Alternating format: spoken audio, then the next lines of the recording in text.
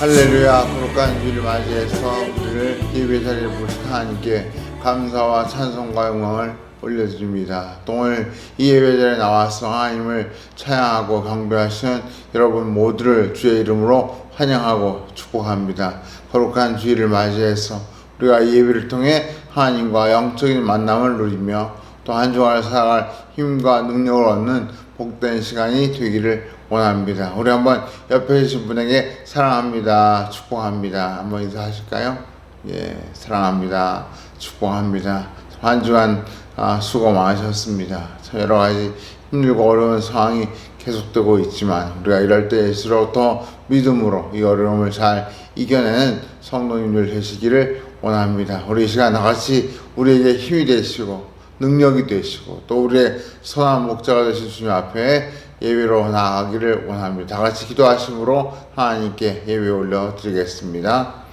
할렐루야. 사랑과 은혜가 풍성하신 아버지 하나님 감사합니다. 한 주간 세상에서 힘들고 지친 육신과 영혼을 가지고 오늘 제가 이 자리에 예배 자리에 나왔습니다. 하나님 저희를 참으로 주의 은혜와 능력으로 붙들어 주시고 주의 손길로 치유하여 주셔서 우리의 몸과 마음이 회복되게 하시고 우리 영혼이 새 힘을 얻어서 이 어려운 세상과 환경과 이 상황을 능히 이겨내고 헤쳐나갈 수 있는 능력 있는 복된 성도가 되게 하여 주옵소서. 우리 예배를 기쁘게 받으시고 또 예배와 함께 올려드리는 기도와 찬송과 말씀 가운데 하나님 역사하셔서 우리 속에 저 하나님의 놀라운 은혜와 기쁨이 충만하게 하시고 우리의 불안과 염려와 근심이 사라지고 저 하나님께 주시는 참된 평안이 우리 마음속에 충만해지는 귀한 예배 시간 되게 하여 주시옵소서. 이 예배로 온전히 하나님께 올려드리며 살아계신 주 예수 그리스도 이름으로 간절히 기도하옵나이다. 아멘.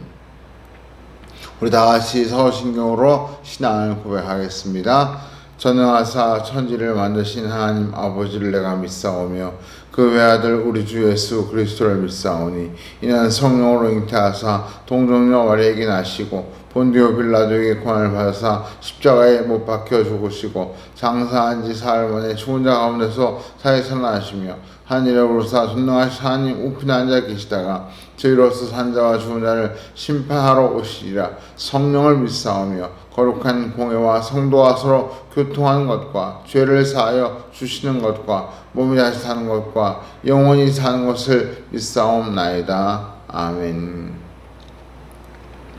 오늘 시간 다같이 함께 찬양드리기를 원합니다. 우리 한 주간 힘들고 지친 우리의 몸과 마음을 이 찬양을 통해서 다시 한번 다 쏟아내고 우리가 하나님 주시는 은혜와 기쁨으로 충만해지기를 원합니다. 우리 김재우 집사님 인도로 다같이 함께 하나님께 찬양으로 영광 돌려드리겠습니다. 즐거운 주일입니다. 우리 다같이 하나님께 찬양드리겠습니다. 우리 보혈을 지나 같이 찬양하겠습니다.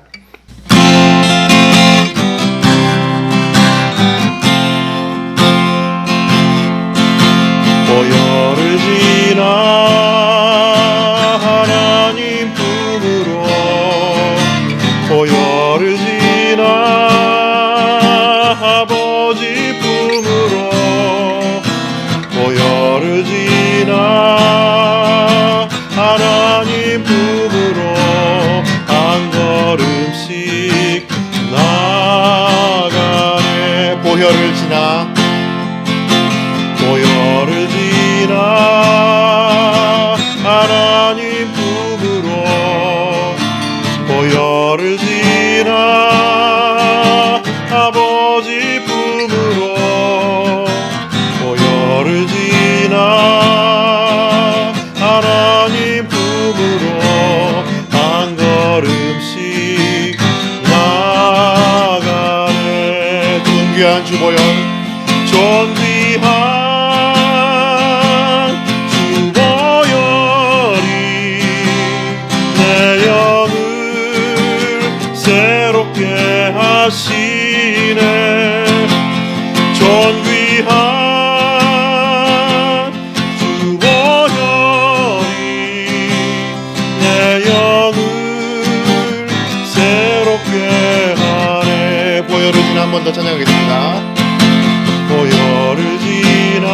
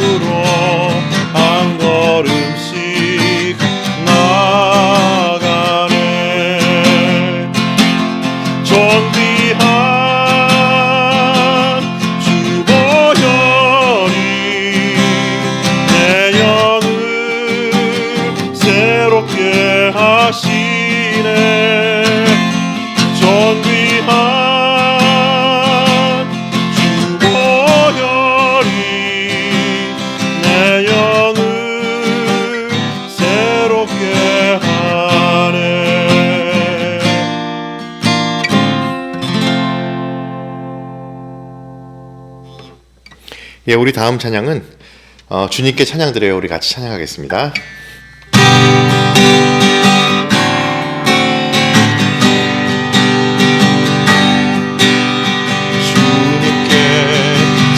찬양하는 우리의 마음 얼마나 아름다운지 주님께 찬양하는 모든 순간 내 마음 천국일세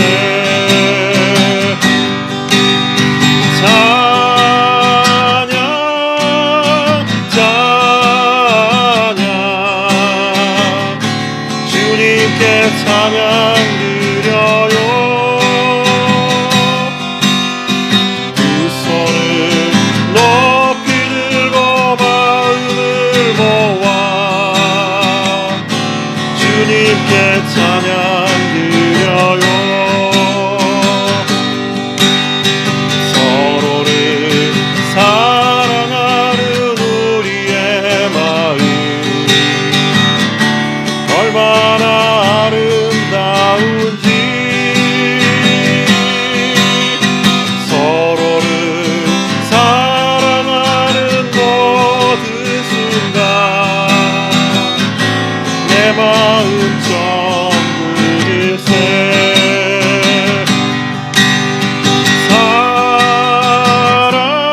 사랑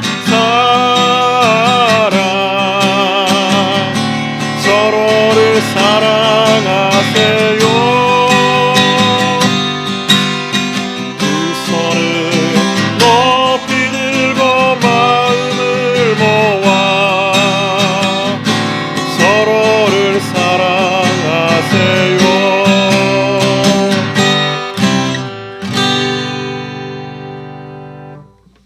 예, 우리 마지막 찬양입니다. 우리 하나님의 사랑, 주님의 눈물.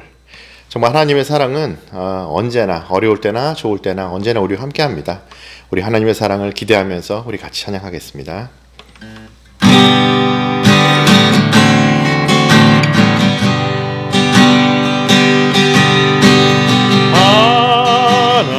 하나님의 사랑 주님의 눈물 온 세상이 임하여 잃어버린 영혼 찾아 오신 주님 지금도 우리를 사랑해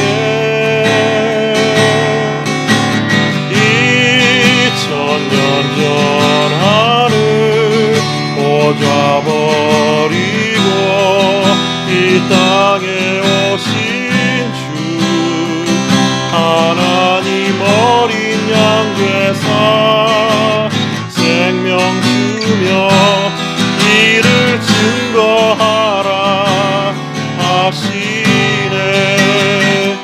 나는 믿네 거저받은 귀한 사랑 그 누가 대신 하리요.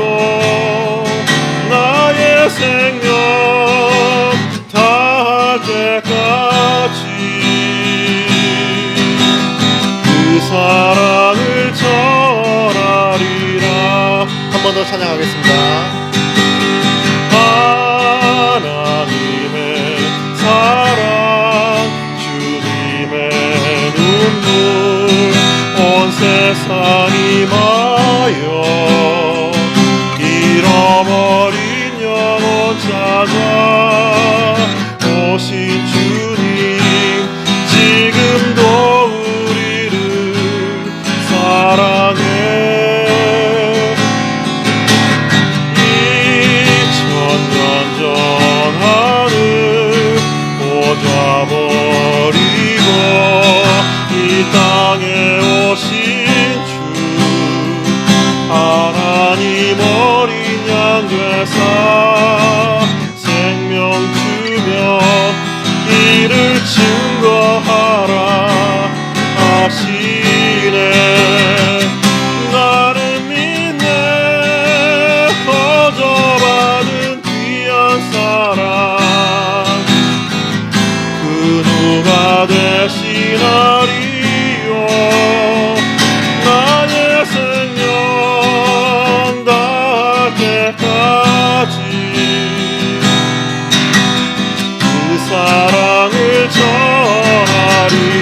나는 믿네 나는 믿네 거저받은 귀한 사랑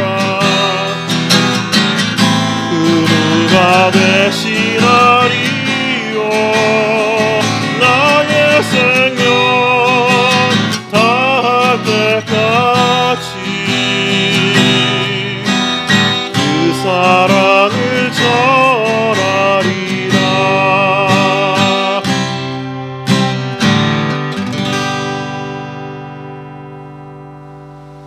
우리 시간 나가서 함께 기도드리기를 원합니다. 오늘 하나님께서 우리의 기도를 받으시고 또 우리와 함께 하시며 우리의 그 기도한 것 그 이상으로 큰 은혜와 축복을 주실 줄 믿습니다. 우리 이 시간 마음에 가지고 있는 기도의 제목 또 우리 자신의 기도의 제목뿐 아니라 이 나라와 이 민족과 또 교회를 위한 기도의 제목까지 우리 하나님 앞에 같이 한번 올려드리면서 우리의 기도가 하나님께 상달되고 하나님께서 우리의 기도에 귀를 기울이시고 응답해 주시기를 다 같이 바라면서 우리 함께 한 목소리로 통성으로 기도하겠습니다.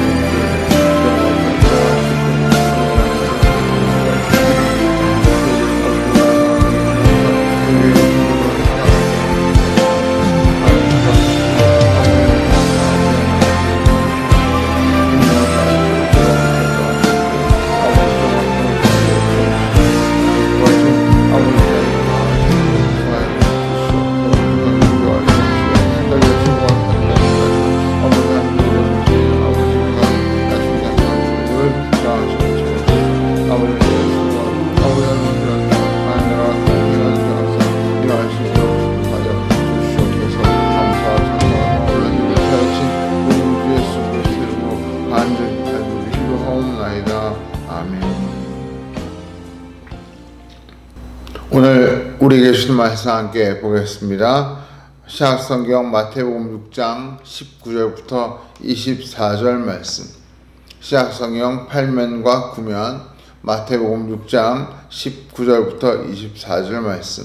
성경을 보시거나 혹은 자막을 보시면서 우리 이 말씀 한 목소리로 같이 함께 읽겠습니다. 시작.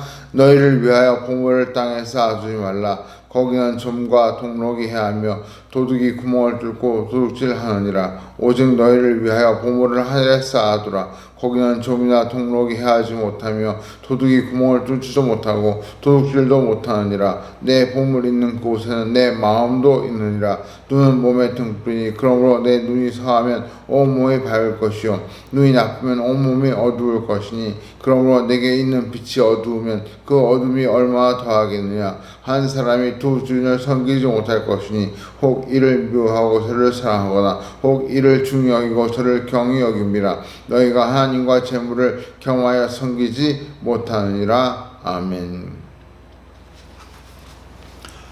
얼마 전 교회로 걸어오는데 요 앞 버스 정류장에서 초등학교 한 5, 6학년쯤 돼 보이는 남자아이 3명이 그 버스 정류장 의자에 앉아가지고 열띤 토론을 벌이고 있었습니다.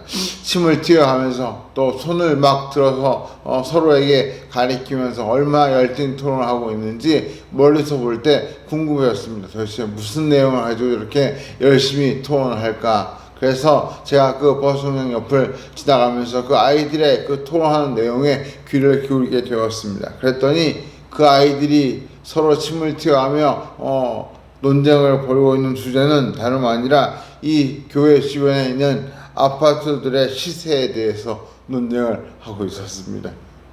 A 아파트가 이번에 얼마가 올라서 얼마래더라. 아니 B 아파트가 더 올랐다. 아니 C 아파트가 더 값어치가 있다. 등등 이 주변 아파트의 시세를 놓고 그 아이들이 열심히 서로 논박을 주고받으면서 토론하는 모습을 보았습니다.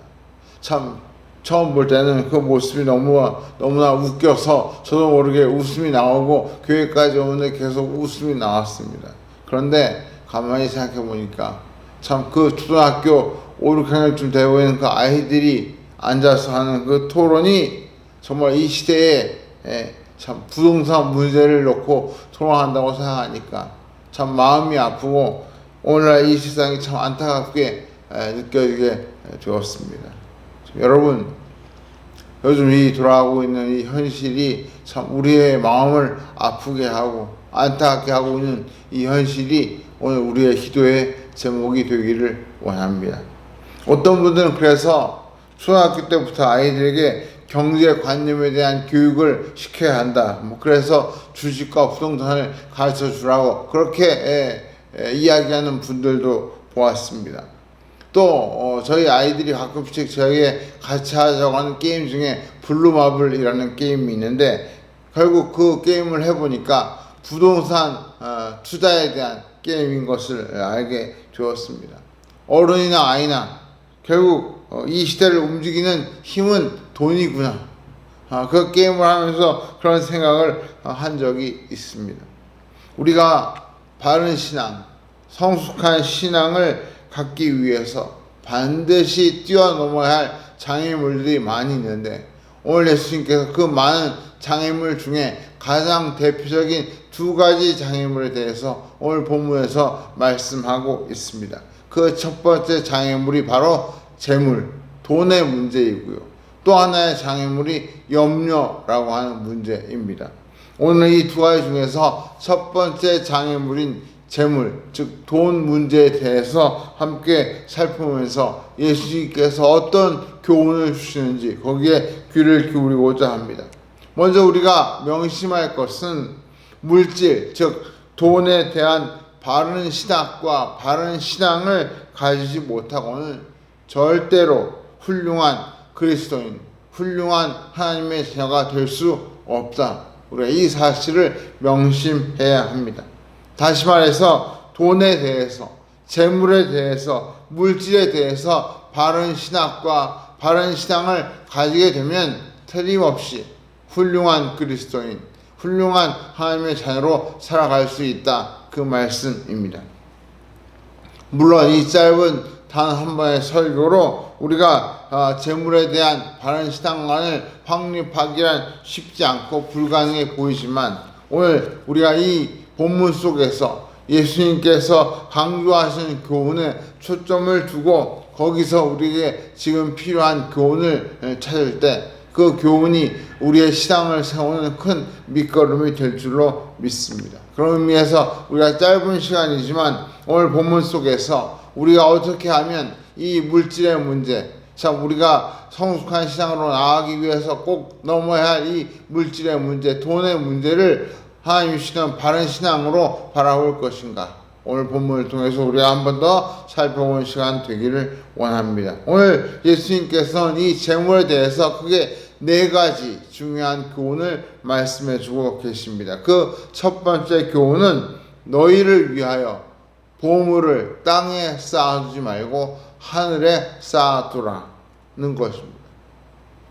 우리 한번 19절과 20절을 같이 한번 다시 읽어보겠습니다. 시작. 너희를 위하여 보물을 땅에 쌓아두지 말라. 거기는 좀과 동록이 해하며 도둑이 구멍을 뚫고 도둑질하느니라. 오직 너희를 위하여 보물을 하늘에 쌓아두라. 거기는 좀이나 동록이 해하지 못하며 도둑이 구멍을 뚫지도 못하고 도둑질도 못하느니라. 여기서 두 가지 사실이 대조를 이루고 있습니다. 즉 보물을 땅에 쌓아두는 것과 보물을 하늘에 쌓아두는 것, 이 두 가지를 예수님께서 대조적으로 말씀하십니다. 우리가 먼저 분명히 기억할 사실은 많은 사람들은 자기 자신을 위하여 땅에 보물을 쌓아두고 있다는 것입니다. 사람들은 자신의 불만족과 또 불행의 원인을 재산이 넉넉하지 못한 것에서 찾습니다. 그래서 재산이 많은 부자가 되면 만족하고 행복해질 줄로 알고 열심히 땅에 보물을 쌓습니다. 우리는 그래서 돈이 많은 사람을 보고 흔히 잘 사는 사람 이렇게 부를 때가 많습니다. 즉 돈 많은 사람 이퀄 잘 사는 사람, 이런 등식을 우리 마음속에 가지고 있는 것이죠. 그런데 엄밀한 의미에서 돈 많은 사람 이퀄 잘 사는 사람, 이 등식은 잘못된 등식입니다. 오히려 돈 많은 사람은 부자일 수는 있지만 잘 사는 사람은 아니라는 뜻입니다. 우리가 아무리 돈이 많아도 불행한 사람이 있고, 반대로 돈이 많지 않지만 행복하게 사는 사람들이 많이 있기 때문입니다. 그런 의미에서 돈 없는 사람 이퀄 못 사는 사람, 그 생각도 잘못된 생각이라고 봅니다. 우리가 돈이 많고 적음을 가지고 잘 산다, 못 산다를 판단하는 이 선입관부터 바꿔야 우리가 이 문제를 해결해 나갈 수 있습니다. 주님이 보실 때 돈이 많고 적은 것으로 잘 산다, 못 산다를 판단하는 이 생각이 얼마나 어리석고 위험한 생각인지 주님은 지적하고 계신 것입니다. 종종 목사님들 중에도 물질을 하나님의 축복이라고 강조하시는 분들이 있고, 그래서 설교하실 때마다 물질의 축복에 대해서 특별히 더 액센트를 주면서 설교하시는 경우들을 우리가 종종 봅니다. 그리고 그 물질이 우리를 잘 살게 한다고 설명을 하죠. 정말로 물질의 축복이라면, 예수 믿으면 다 축복을 받아 부자가 돼야 마땅한데, 논리적으로 또 현실적으로 그것은 맞지 않습니다. 오히려 예수 믿는 사람 중에도 가난한 사람이 있고, 반대로 예수를 안 믿는 사람 중에도 부자가 있는 것을 보면 물질이 곧 하나님의 축복의 전부는 아니라는 사실을 우리가 알 수 있습니다. 그래서 예수님께서는 오늘 우리에게 땅에 보물을 쌓아두려고 하지 말고 하늘의 보물을 쌓아두려고 힘쓰라고 그렇게 교훈하고 계신 것입니다. 그렇다면 뭐가 보물을 땅에 쌓아두는 것이고 뭐가 보물을 하늘에 쌓아두는 걸까요? 우리가 잠깐 예수님 시대의 상황으로 돌아와서 생각해 볼 필요가 있습니다. 우리가 언뜻 생각하기에 보물이라고 하면 다이아몬드나 금은같이 값비싼 보석이나 혹은 조상들로부터 물려받은 골동품 이런 게 보물이라고 생각하기 쉽습니다.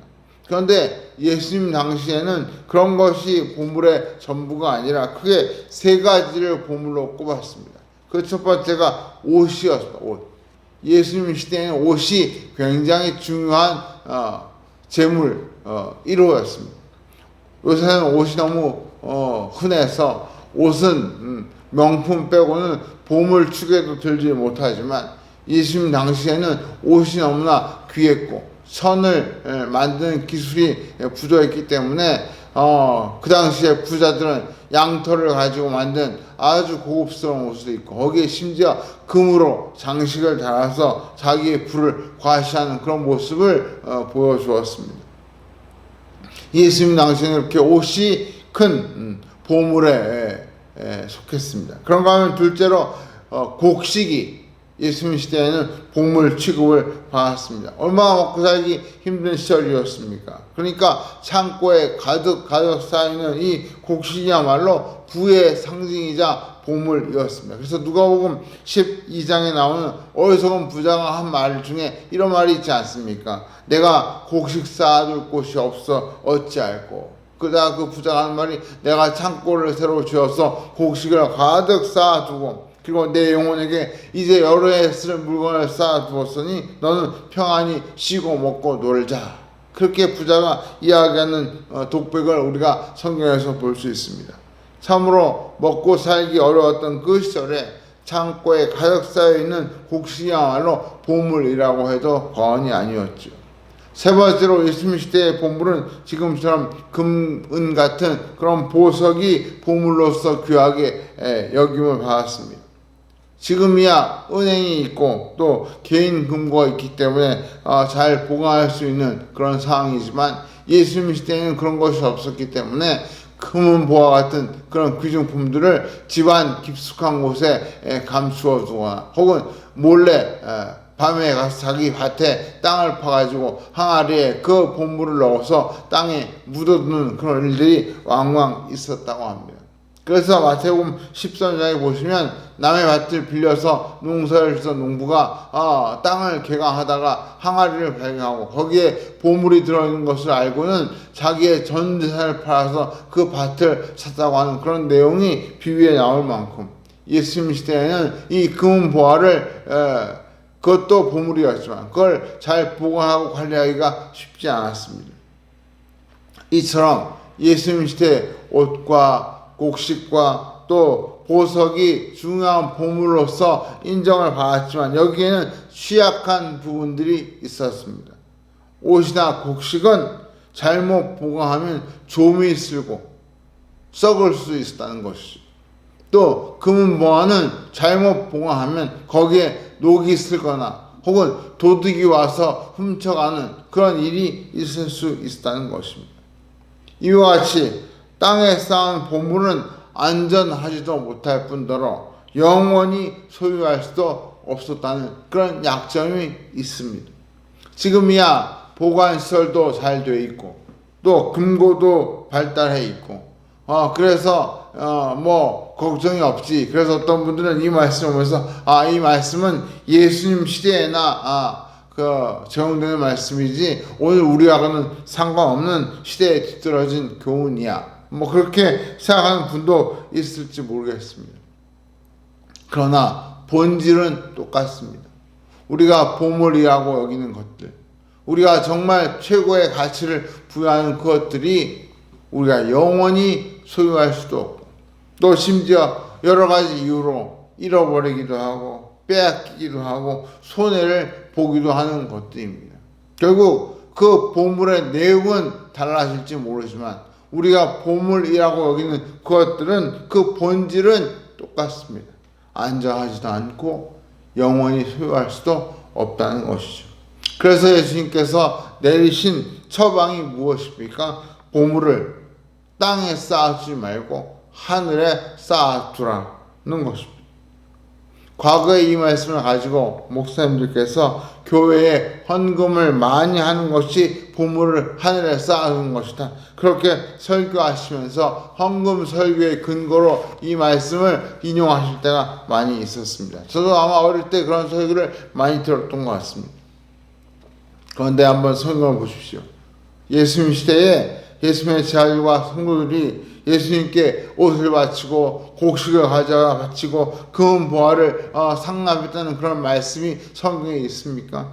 저는 성경에서 예수님을 자기 집으로 초대해서 식사 대접을 하고 혹은 값비싼 향유로 예수님의 발을 씻어드린 이야기는 보았어도 마치 이단 교주처럼 예수님께 보화를 상납했다는 그런 이야기는 어디서도 들어본 적이 없습니다.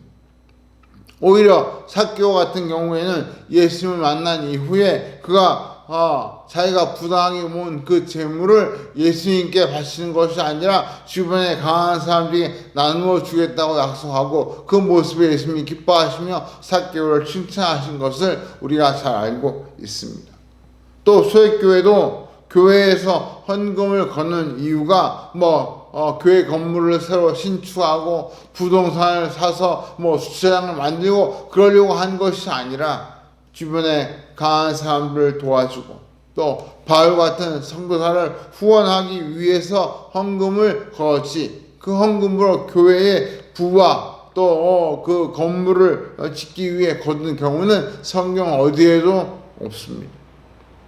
결국 예수님께서 보물을 하늘에 쌓아두라고 하신 말씀은 헌금을 많이 해라 그 말씀이 아니라는 뜻입니다.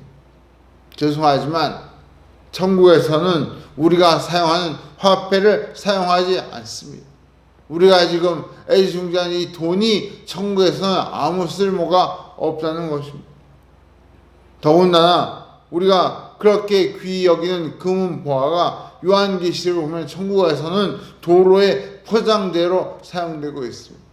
여러분, 우리 밖에 길에 깔리는 그 콘크리트 혹은 아스팔트를 보물이라고 캐는 분 보셨습니까? 천국에서는 천국의 그 길이 황금길이라고 그렇게 말씀합니다. 즉 하나님께서는 이 우리가 중히 여기는 금은 보화가 아무 소용이 없는 분이라는 뜻이죠. 우리가 소중히 여기는 그 보물들이 하나님께는 아무 쓸모없는 것에 불과합니다. 오히려 하나님께서 소중하게 보시는 진짜 보물은 바로 우리의 마음과 생각과 태도라는 것을 우리가 기억해야 합니다. 앞에서 우리가 이미 살펴봤던 구제나 기도나 금식의 그 핵심이 무엇입니까? 주님이 강조하신 핵심이 무엇입니까? 사람에게 보여주려고 하지 말고 하나님께만 보여드려라. 즉 하나님께서 은밀한 중에 그 사람의 구제와 기도와 금식하는 그 모습, 그 태도, 그 생각을 보시고 거기에 걸맞는 상을 주시겠다. 이것이 주님의 중요한 가르침이었습니다. 그런 의미에서 보물을 하늘에 쌓는다는 것은 단순히 우리가 가진 그 재물을 헌금으로 바치는 것만을 가리키는 것이 아니라 내가 다른 어떤 것보다 소중히 여기는 모든 것을 하나님이 기뻐하시는 방향으로 바르게 사용하는 것, 바르게 쓰는 것, 그것이 바로 우리의 보물을 하늘에 쌓는 것입니다.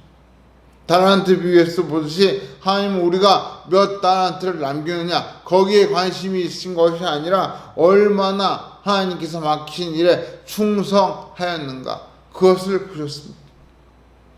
그러므로 우리가 소중히 여기는 것들, 이를테면 돈뿐만 아니라 나의 재능, 시간, 건강 혹은 명성, 인기 또는 지위 등등 우리가 가진 유형의 재산뿐 아니라 무형의 가치들을 하나님이 기뻐하시는 일에 바르게 사용하는 그것이 바로 하늘의 보물을 쌓는 것입니다.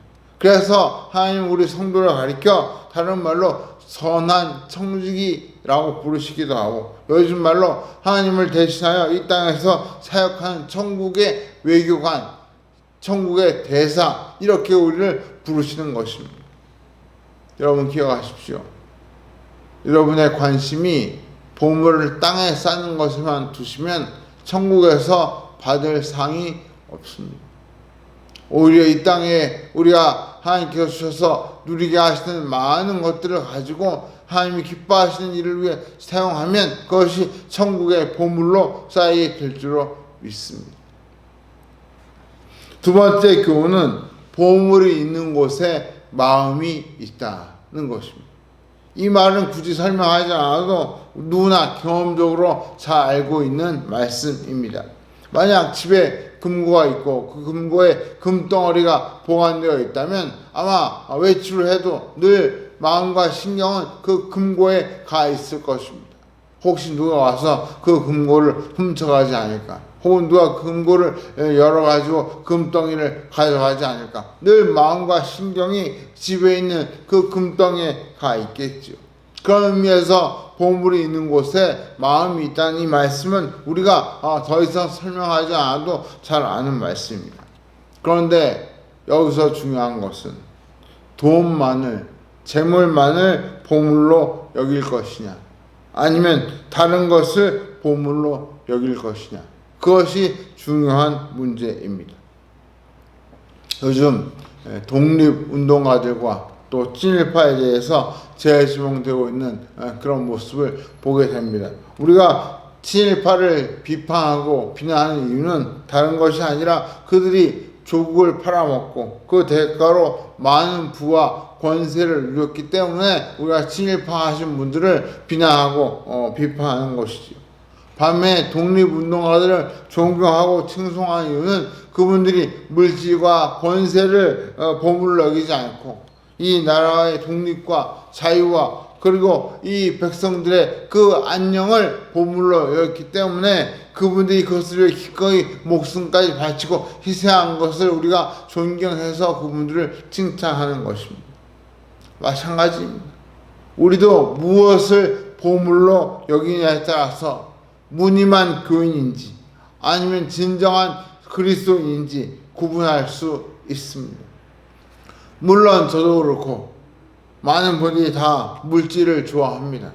돈도 좋아하고 명품도 좋아하고 선물도 좋아하고 다 좋아합니다. 그러나 우선순위에 있어서 하나님의 영광, 하나님의 뜻, 영혼 구원, 복음 전파 등등 물질보다 명품보다 선물보다 이런 것들을 더 중요하게 여긴다면 그 사람은 그리스도인인 것입니다. 하나님의 자녀라는 뜻이죠. 어떤 구역장이 계셨습니다. 이분은 부동산 중개업을 하시던 분이었는데 그분의 최대 관심사는 부동산, 즉 아파트를 매매해서 수수료를 많이 버는 것이 그분의 가장 큰 관심사였습니다. 어느 날 그분이 바쁘게 사람들에게 그 아파트를 소개해 주다가 시간이 되어서 구역 예배를 인도하게 되었습니다. 이 구역장 되시는 이분이 구역 예배에 가서 예배를 인도하시면서 이렇게 말했습니다. 여러분 이 시간 다 같이 찬송가를 부르겠습니다. 여러분 우리 다 같이 찬송가 101동 찬송하시겠어요? 찬송가 101동입니다. 하루 종일 아파트만 돌다 보니까 자기도 모르게 모든 게 다 동으로 끊어요. 101동, 102동, 103동. 찬송가도 101장이 아니라 101동 있는 거죠. 머릿속에 아파트 동수만 가득하니까 자기도 모르게 입에서 무의식적으로 동이 튀어나온 것이라고 생각이 됩니다.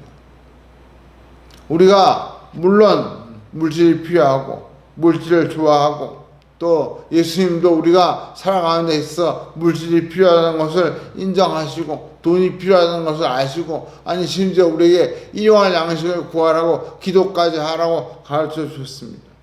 우리가 적어도 이 세상에 살려면 필요하지요. 그런데 그 재물에 우리의 마음을 온통 빼앗긴다면 그것이 문제인 것입니다.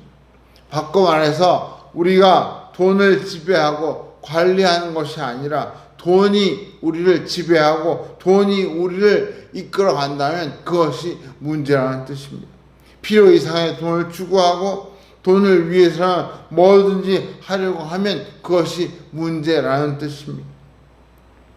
그래서 잠언 4장 20절의 말씀에 모든 지킬 만한 것 중에 더욱 내 마음을 지키라. 생명의 근원이 이에서 남이니라.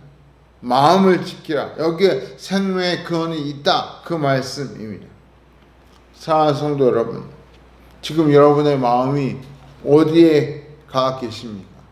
한번 곰곰이 여러분의 마음이 가 있는 곳이 어디인지 한번 생각해 보시기 바랍니다. 물론 한 가지가 아니라 여러 가지의 마음이 가 있을 수 있겠죠. 그 중에 여러분이 가장 중요하게 여기는 최우선순위가 어디에 있습니까?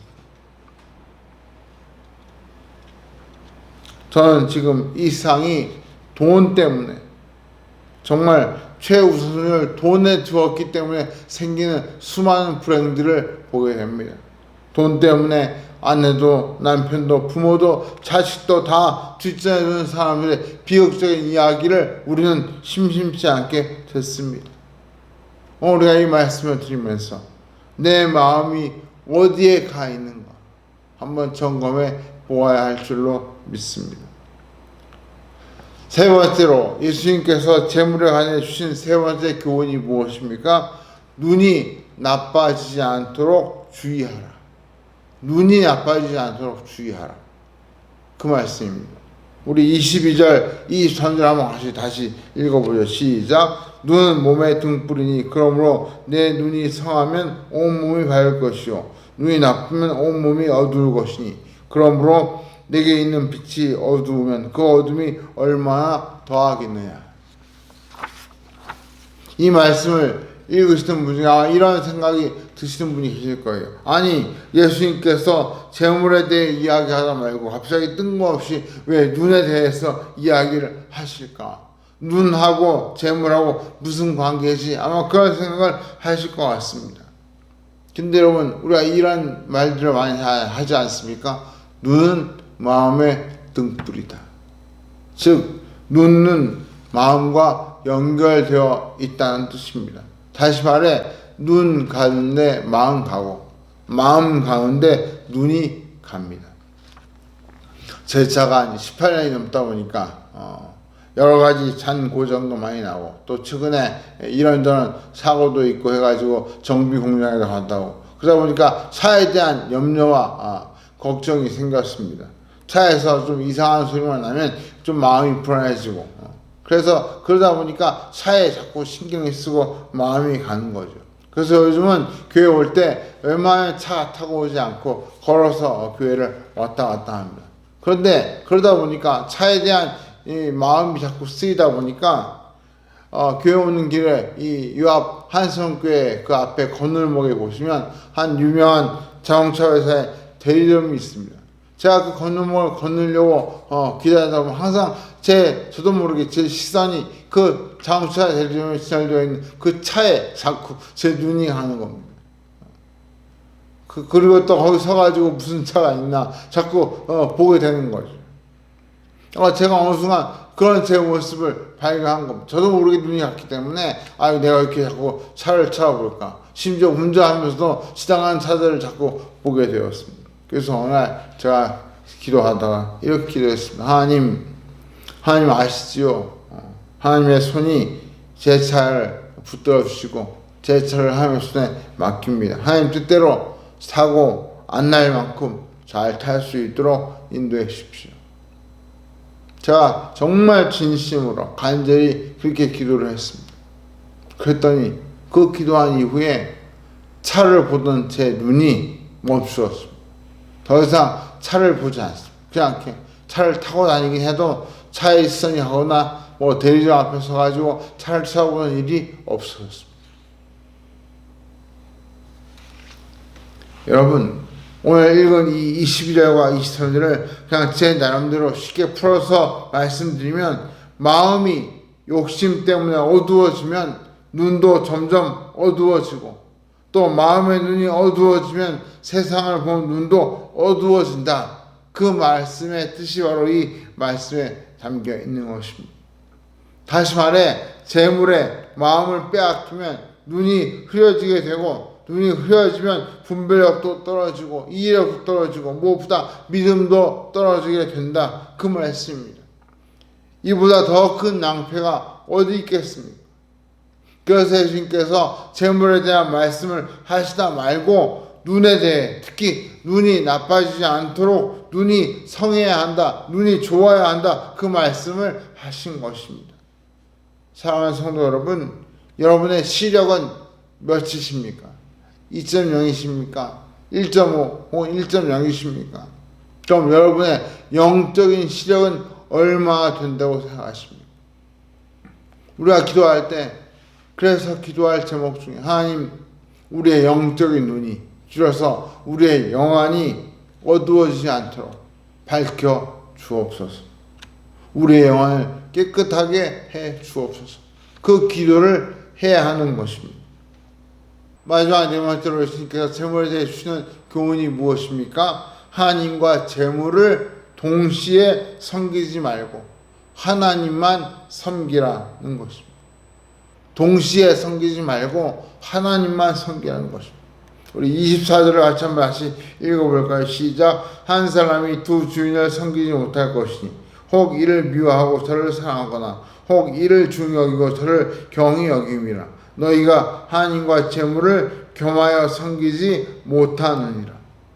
이 말씀의 뜻은 너무나 분명합니다. 돈을 섬기면 결코 하나님을 바르게 섬길 수 없다. 그 뜻입니다. 지금은 고인이 되신 영락교회 한경직 목사님의 일화 중에 그런 일화가 있습니다. 6.25가 끝나고 피난온 분들 중심으로 영락교회를 세우고 이제 한참 교회가 성장할 즈음에 교인들이 한 150명쯤 되었을 때 이제 예배 공간이 필요해서 영락교회가 새로운 건물을 지어야 할 상황이 되었다고 합니다. 그래서 이 한경주 목사님이 이 새로운 교회 건물을 짓기 위해 성전 기공 예배를 드리게 되었는데, 그 기공 예배를 앞두고 이런 말씀을 하셨다고 합니다. 우리가 하나님의 성전을 짓기 위해서는 우리의 물질을 바쳐야 합니다. 10일 먹을 양식만 남기고 하나님의 성전 건축을 위해서 다 바칠 수 있는 마음의 각오가 되어 있는 분만 기공 예배에 참석하시기 바랍니다. 굉장히 폭탄성 같은 말씀이죠. 열흘치 식량만 남기고 그 나머지는 다 하나님께 바칠 각오가 된 분만 성전 건축 예배에 참석하라는 것입니다. 그 당시에 한 150명 되는 성도가 그 교회에 계셨는데, 성전 기공 예배에 참석한 분이 모두 53분, 53명만 참석하셨다고 합니다. 그분들은 정말 열흘치 양식만 남기고 다 하나님께 드리기로 결단하고, 그래서 그 영락교회가 건축을 하게 되었습니다.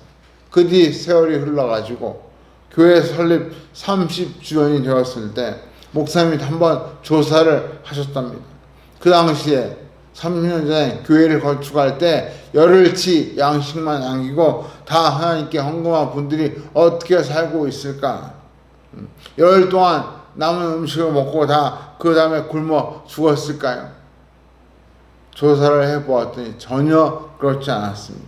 그 53분 53명이 하나같이 그 당시에 재벌 소리를 듣는 큰 축복을 받았다고 합니다. 여러분, 제가 이 예화를 말씀드리는데 오해하지 마시기 바랍니다. 저는 목회자로서 여러분에게 헌금 많이 해라, 그 말씀 드리려고 이 예화를 드린 것이 아닙니다. 우리가 하나님과 재물 사이에서 갈팡질팡하지 말아야 한다, 그 말씀을 드리려고 제가 이 예화를 드린 것입니다. 하나님께서 기뻐하시는 일을 위해서라면 기꺼이 재물도 내려놓을 수 있는 태도를 하나님께서 귀하게 보신다, 바로 그 말씀입니다. 도대체 하나님과 재물을 어떻게 같이 놓고 비교할 수가 있겠습니까? 그런데 현실은 어느 순간부터 재물이 하나님이 되고 있습니다. 돈이면 다 된다, 돈만 있으면 다 해준다, 이런 생각이 자꾸 드니까 돈이 곧 하나님이 된 것입니다. 저는 이것을 가리켜 착시 현상, 이렇게 부르고 싶습니다. 돈을 돈으로 보지 않고 그 이상으로 신으로 보는 이런 것이야말로 정말 크나큰 착시 현상이라고 생각합니다. 결국 이 말은 돈을 위해 산다, 돈이 나의 주인이다, 그 말과 다를 바가 없습니다. 우리 성도들이 하나님의 영광을 위해 살아야 하는데, 만약 돈을 위해 산다면 그것은 잘못돼도 크게 잘못된 것이죠. 그런데 세상은 지금 그렇게 흘러가고 있습니다. 많은 사람들이 돈을 위해 살고 있습니다. 노골적으로 돈이 최고라고 하는 말들을 우리가 수없이 듣습니다. 우리 성도들이 이런 세상의 흐름을 연어처럼 거슬러 올라가는 것은 말은 쉽지만 정말 어려운 일입니다. 특히 돈 때문에 어려움을 겪은 분들은 본의 아니게 돈의 노예가 될 수밖에 없습니다. 그래서 뭐가 필요합니까? 앞에서 말씀드린 것처럼 바른 마음, 밝은 눈이 필요한 것입니다. 물질의 문제에 부닥쳤을 때 마음이 돈에 빼앗기지 않고 하나님께 마음을 두어야 한다는 뜻입니다. 물질의 문제에 부닥쳤을 때 우리의 눈이 돈에 멀지 않도록 밝은 눈, 영안을 열어달라고 기도해야 한다는 뜻입니다.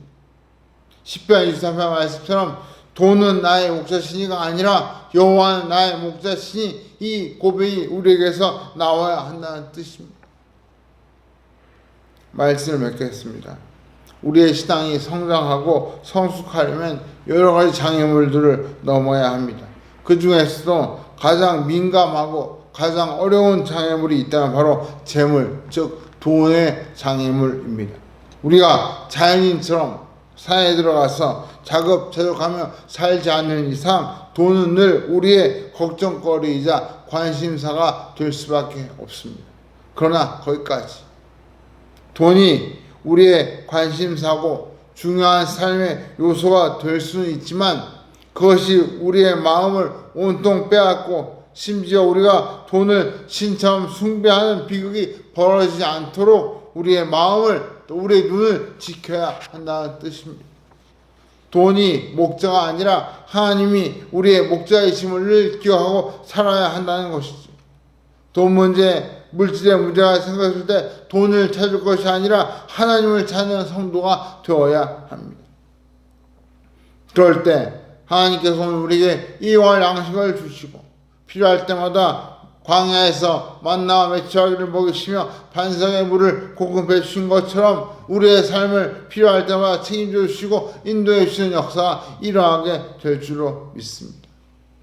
우리가 이 믿음을 붙잡고 재물이라는 장애물을 당당히 뛰어넘고 더 성숙한 시당의 자리로 나아갈 때 그것이 바로 우리가 참된 그리스도인이 되는 길이고 그것이 바로 우리 교회가 추구할 방향인 줄 믿습니다.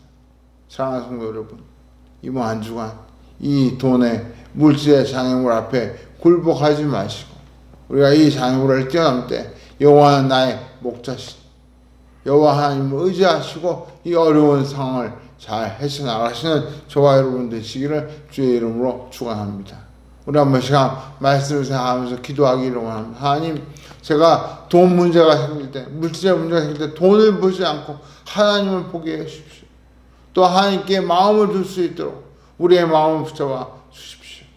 혹시 지금 재정적으로 많이 어려우신 분들, 이 기도를 통하여 정말 하나님이 나의 목자이시고 돈이 나의 목자가 아니라는 것을 다시 한번 체험하시는 귀한 은혜가 있기를 원합니다. 우리 시간 같이 한번 이 돈의 문제, 이 돈의 장애물을 뛰어넘어 성숙한 그리스도인이 되게 해달라고 우리 다시 한번 통성으로 기도하겠습니다.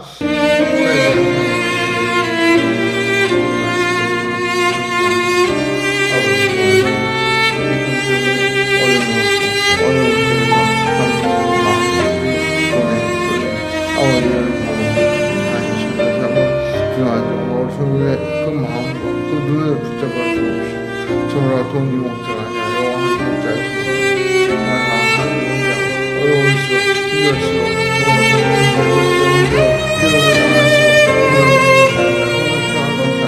하나님을 의지하고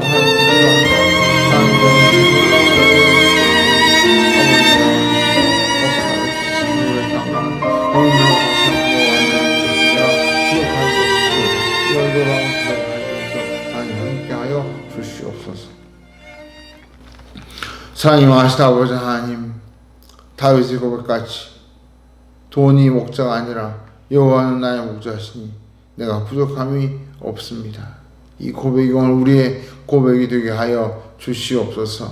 이 세상의 모든 사람들의 관심이 돈에 쏠려 있고 물질에 그 마음을 빼앗기고 또 돈 때문에 모든 것을 다 뒷전에 돌리는 그런 일들이 벌어지고 온 이 안타까운 시대에 우리 사랑하는 성도들 또 그 삶 가운데 물질의 문제로 정말 고통받는 성도들 하나님께서 이 시간 과하게 붙잡아 주셔서 돈 문제 때문에 돈을 버는 것이 아니라 하나님을 보게 하시고 물질의 문제 때문에 저 돈에 눈이 가는 것이 아니라 하나님께 영적인 시선을 돌릴 수 있는 복된 성도가 되게 하셔서 돈이 해결해 주는 것이 아니라 하나님께서 우리의 삶을 책임지시고 해결해 주시고 인도해 주시는 사실을 다시 한번 경험하고 더욱더 하나님을 의지하고 신뢰하는 믿음이 성숙해지는 자리에 나아가는 우리 모든 성도들 되게 하여 주시옵소서. 이번 한 주간에도 그런 놀라운 은혜와 역사와 체험이 있도록 하나님 함께 하시고 붙잡아 주시옵소서. 이제는 우리 구주 예수 그리스도의 크신 은혜와 하나님 아버지의 놀라우신 사랑과 성령 하나님의 감화 감동 인도 역사하심이 여호와는 나의 목자시니 내가 부족함이 없습니다. 이 고백을 통하여 물질의 장애물, 돈의 이 장애물을 뛰어넘어 신앙이 성숙해지기를 소원하는 이 시간 머릿속에 사랑하는 주의 자들의 심령 위에와 저들의 참으로 삶의 환경 위에 또 기도의 제목 위에 그리고 이 나라 민족과 성도자님들 위해 이제로부터 영원토록 함께 계실지어다. 아멘. 무엇봐도 주님을 바꾸지. 예배를 마쳤습니다. 이번 한 주간에도 좀 하나님을 의지하시고 하나님께 우리의 시선을 모아서 하나님을 바라보시는 가운데 우리 앞에 있는 여러 가지 어려운 장애물들을 다 뛰어넘고 헤쳐나가는 성도님 되시기를 바랍니다. 또 그런 의미에서 정말 이번 한 주간이 영원한 나의 목자이십니다. 이 고백이 우리에게서 흘러나오는 그런 복된 한 주간이 되기를 원합니다. 우리 그런 의미에서 우리 인도하신 하나님께 감사와 영광과 박수를 드리고 예배를 마치겠습니다.